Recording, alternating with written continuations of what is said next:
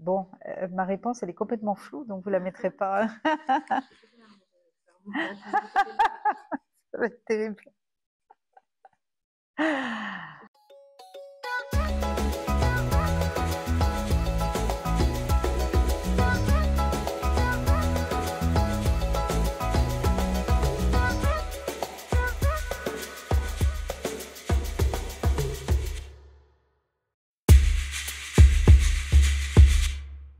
Alors, je suis une autrice, mais je suis également une femme qui vit à La Réunion. Je suis également créatrice de jeux et je suis également musicienne. Voilà, ça c'est pour mon côté professionnel. Il y a deux choses dans écrire. Il y a écrire pour soi, parce qu'on aime écrire, parce qu'on aime échanger avec les autres. Et puis il y a écrire un livre. Donc, qu'est-ce qui m'a donné envie d'écrire dans un premier temps? Bah, c'était presque naturel. Quand j'ai commencé à apprendre à écrire, je trouvais que c'était, voilà, qu'on pouvait faire plein de choses. Donc, j'écrivais des lettres, j'écrivais des mini-histoires, j'écrivais des choses pour moi. Et ce qui m'a donné vraiment envie d'écrire en me disant, tiens, je vais réussir à faire un livre, ben, ça a été d'arriver à La Réunion. Ça s'est passé en 2002. Et les choses étaient tellement nouvelles pour moi. Je changeais de lieu de vie, donc de mode de vie. Je découvrais des choses tous les jours. Et un jour, voilà, j'ai eu cette idée. Je me suis dit, il faut que je fasse un livre. Pas vraiment d'habitude, c'est plutôt par phase. C'est par phase et ben, si je sais que je suis partie sur une idée, ben, je vais me lancer. Voilà, je vais écrire pendant pas mal de temps. Comment je procède? Parce que souvent on va me demander est-ce que j'écris à la main ou est-ce que j'écris sur un ordinateur? Non, enfin, en fait, il y a les deux.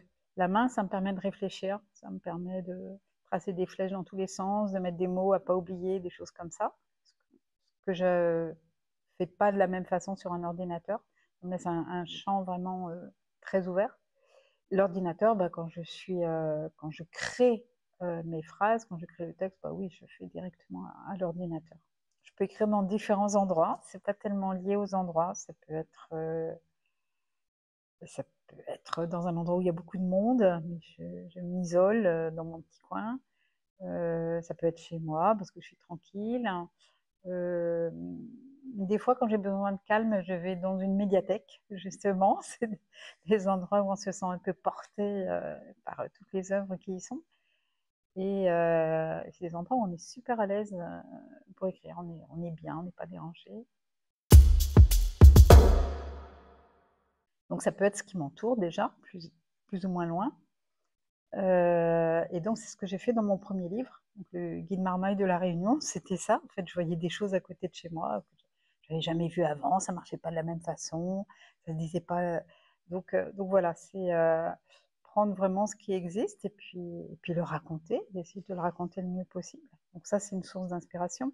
Oui, aller plus à la recherche. Enfin, il suffit pas de regarder ce qu'on a juste à côté. Ça va être aussi, ben, je vais faire l'effort, je vais aller voir et interroger une personne, etc. Ça, c'est une partie de mes sources d'inspiration. Et l'autre grande partie de sources d'inspiration, c'est la mer, c'est le domaine maritime. Pourquoi? Ben, parce que quand j'ai fait mes études, la fin de ma spécialisation, c'était le domaine maritime. Tous les animaux du monde marin sont complètement fabuleux, quoi. Il y a une diversité gigantesque. C'est pour ça que ça a inspiré plusieurs de mes livres pour enfants. Bah, j'ai Max le requin repenti, le concours de beauté, et puis le petit dernier qui est Bernard, le petit crabe différent. Alors Bernard, le petit crabe différent, ça raconte l'histoire au début c'est une maman crabe qui met au monde 1 million de tout petits crabes qui ressemblent à rien du tout d'ailleurs au début.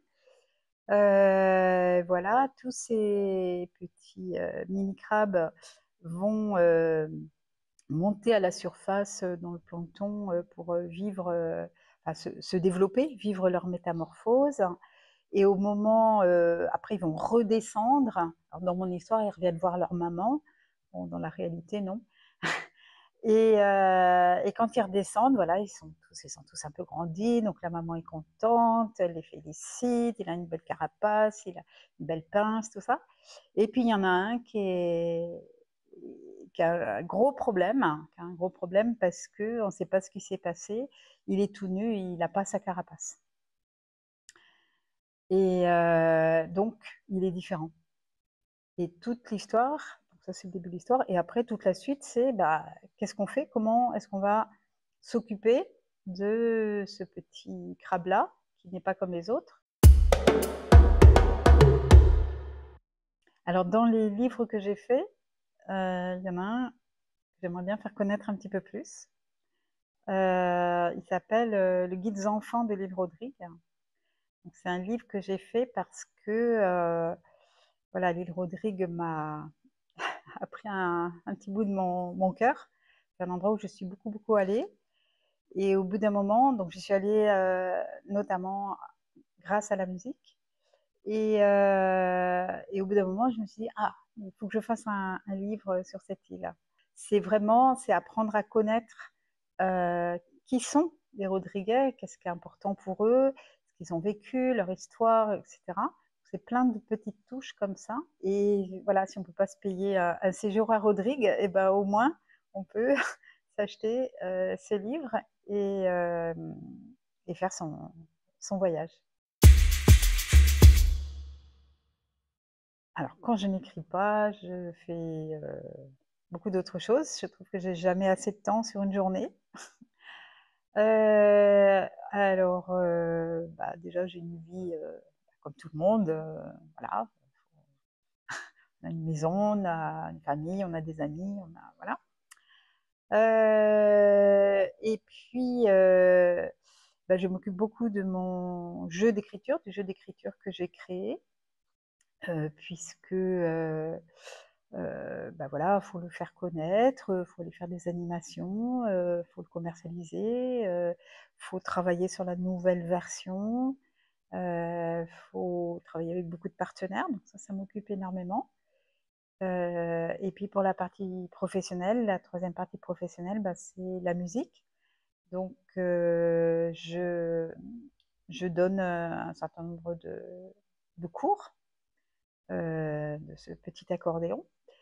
Et puis, je travaille aussi dans le cadre d'un programme Océan Indien avec d'autres îles, d'où encore Rodrigue, mais aussi Madagascar.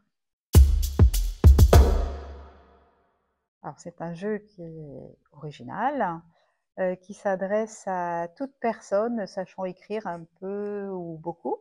C'est-à-dire qu'à partir de 8 ans, sans aucun problème, et il n'y a aucune limite d'âge. Donc ça peut se jouer soit entre enfants, soit entre adultes, soit en mélangeant tout le monde. Et donc le moteur du jeu, c'est l'écriture de mini-histoires en 3 minutes. Donc il y a un dé, il y a des cartes, il y a un plateau, on a des pions pour avancer. Et tout ça crée à chaque tour d'écriture un ensemble de consignes qu'il va falloir combiner à partir de consignes qui sont apportées par le jeu pour faire un texte. En musique, je crois que ce qui me touche le plus, ce sont les voix. De temps en temps, j'entends une voix, je me dis « Ah, là, il y a quelque chose ». Alors, je vais citer une chanteuse que j'aime beaucoup, qui s'appelle Clara Isé, qui détonne un petit peu dans ce qu'on peut entendre, qui a une voix assez grave. Et enfin voilà, j'aime bien ce qu'elle fait. Voilà, c'est un exemple. Alors, dans les voix passées, alors justement, Clara Isé, quand je l'ai entendue, elle me faisait penser à Barbara, un peu. C'est pas la même chose non plus. Après, de qui je suis fan, j'adore Bob Dylan. Voilà, et puis ouais, beaucoup de chanteurs français, Moustek, qui, voilà, il y en a beaucoup trop, je ne pourrais pas citer tout le monde. Si on me pose la question quel est le jeu de société le plus amusant, bah, forcément je vous répondrai des mots.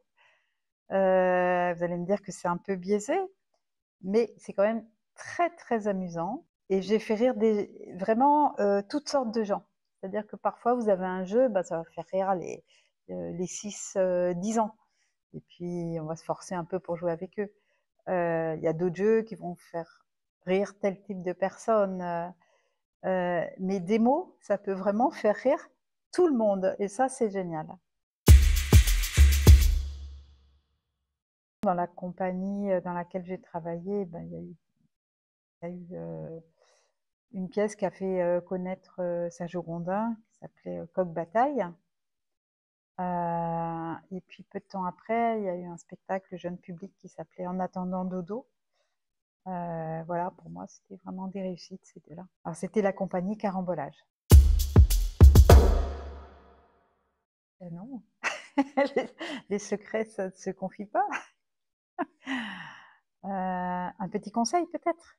Eh bien, si j'ai quelque chose à dire, c'est pas un secret. En fait, tout le monde devrait le savoir, au contraire.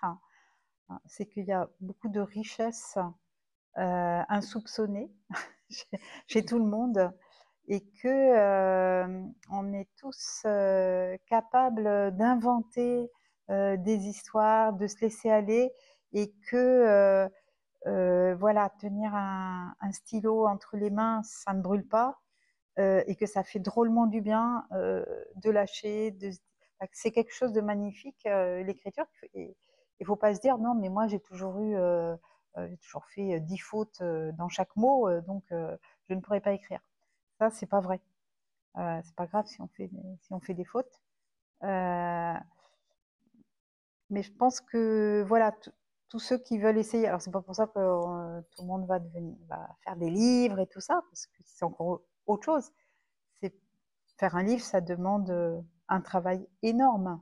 Euh, c'est pas je sais écrire donc je vais faire un livre. Mais par contre, écrire pour le plaisir, bah, c'est quelque chose que tout le monde devrait essayer un jour ou l'autre et peut-être pratiquer un peu plus souvent. Surtout que on est très surpris par ce qu'on arrive à faire. Donc sur le plan des projets, voilà, j'ai compté, il y en aurait 4. Ça fait beaucoup, hein. Je devrais peut-être en prendre un seul. Alors il y en a un qui est toutefois très avancé, c'est que le jeu des mots, on essaye de le rendre encore un peu plus, encore un peu mieux. Voilà. Donc, là, on a sorti une première version, mais il y a plein de choses qu'on peut améliorer dessus. Donc, c'est un axe très important pour moi. Sur le plan de l'écriture, bah, j'ai 2 projets importants. Je ne peux pas en dire trop quand même parce que, alors je vais quand même donner un petit aperçu. Je prends des risques en allant dans le domaine de la BD, parce que moi j'ai jamais écrit de BD, par contre j'adore ça. Et donc l'idée c'est de travailler avec une dessinatrice qui elle est déjà autrice de BD. Donc là j'ai un appui technique. Et le thème, c'est de parler d'un... C'est de l'histoire, mais de l'histoire récente, réunionnaise. Euh, voilà, puis le reste, je vais le garder pour moi parce que c'est pas très très avancé. Et puis en parallèle, j'ai un projet par rapport aux enfants. Ce que je peux dire, c'est que moi, je travaille beaucoup sur les lettres. J'ai fait beaucoup d'interventions en milieu scolaire à partir des lettres de l'alphabet, ça m'amuse beaucoup. Comme ça m'amuse, bah, ça amuse les enfants aussi. Donc il y a cette dimension-là. Peut-être quel est le livre que j'aimerais écrire et je sais que j'écrirai jamais? C'est une bonne question. Non, ou plutôt quel est le livre que j'aurais aimé écrire? Parce que ça, je ne peux pas le dire. Dont je serais terriblement fière. J'oserais pas dire, on va se moquer de moi. Non, il y en a plein que j'aurais aimé écrire et que je serais très fière.